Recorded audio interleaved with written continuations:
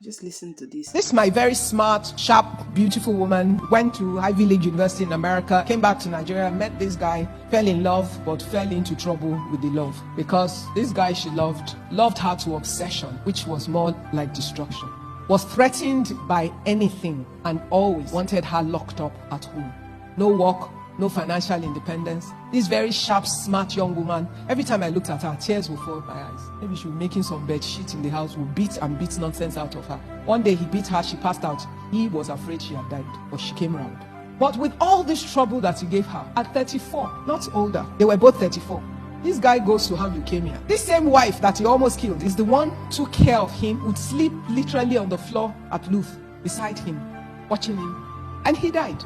But he died leaving 2 children who were going to expensive schools in GRA and a wife that he himself had made incapacitated. And to top his wickedness, he worked in one of the major oil companies. Where he worked, next of kin, his brother. Real life story is not a tale. Meanwhile, he had left his wife economically incapable. And the value was to be locked up until the children were 21. Just in case she went to marry somebody else, she would not have access. Who will take care of his children? Sometimes when you think you want to do somebody, you do yourself. I'm just telling you stories, real life story, so that you will not allow foolishness to abound in your heart. And at the end of the day, you will work for nothing because you have not tidied up.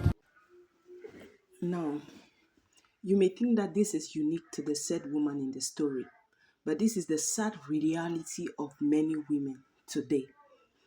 There are men who got married to potential women who could be many things, but because of their insecurity, their inferiority complex, they decided to lock this woman up.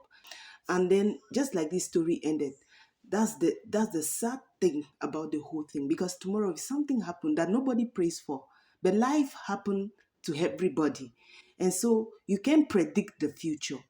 And if it happens like it happened to that woman, what do you think she went through after that?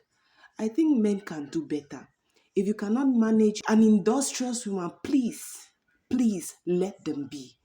If you know already that is going to be a threat to you, that category or that caliber of woman is going to be a threat to you, please don't marry her. Please.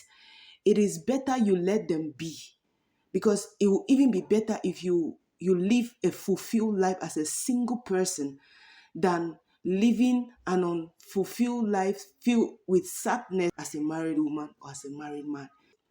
And so, for you as a single lady, if you've not yet married, my dear, don't let emotions take over your brain. Don't let feelings take over your brain. Be intentional about who you're going to get married to, because you don't want to end up like the woman in this story. I hope this will help you make a better decision as a single woman as to who you're going to get married to. God bless you.